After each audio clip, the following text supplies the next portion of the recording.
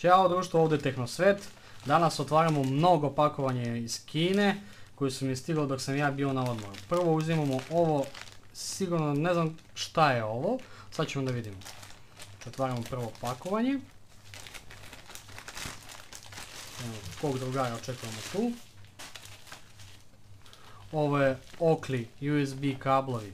Ovo je super stvar za mene, pošto meni treba jedan USB adapter koji treba da mi stigne, možda je u ovim delovima.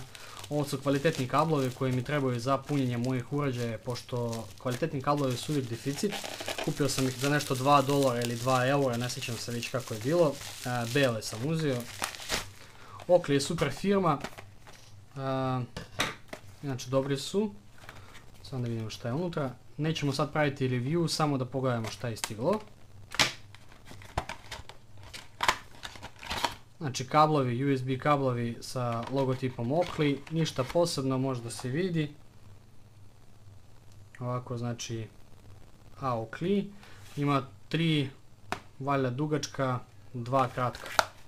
Idemo dalje. Sljedeće pakovanje. Ovo ja pretpostavljam šta je. Sad ćemo da vidimo. Ovo je super stvar.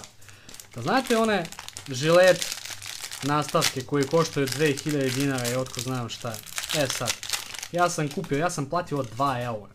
Znači 2 eura, probat će poslije da li ovo odgovara i da li ovaj kvalitet za 2 eura odgovara onom koji plaćaš 20 kad kupuješ original žilet. Ovo su nastavki za žilet Fusion brijač. Ja ću ga isprobati na sebi pa ću javiti kakav je kvalitet.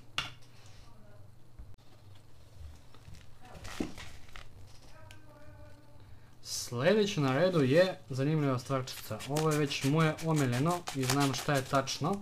Ovo je zaštitno staklo za moj Nexus 5 telefon.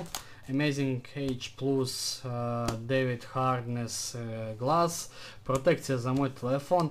Dva put sam ga već razbio na svom telefonu, ali telefonu hvala Bogu nije ništa. Znači stajao sam na telefon, lupao u zid i svašta. Staklo je puklo, telefon ostao ceo, sad sam dobio novo ću staviti, pokazat ću možda kako ću ga staviti, možda neću. Jedna zanimljiva stvar, ovo su LED diode za moje fioke, za sve što meni treba u mom novom stanu. Ovo su LED fiokice, pokazat ću poslije kako oni rade. Možda ću pokazati sada i ovdje, ako ovdje ima bateriju. Ne znam da li ima bateriju, samo provjerim. Kvalitetno aluminijumsko pakovanje, 3M traka.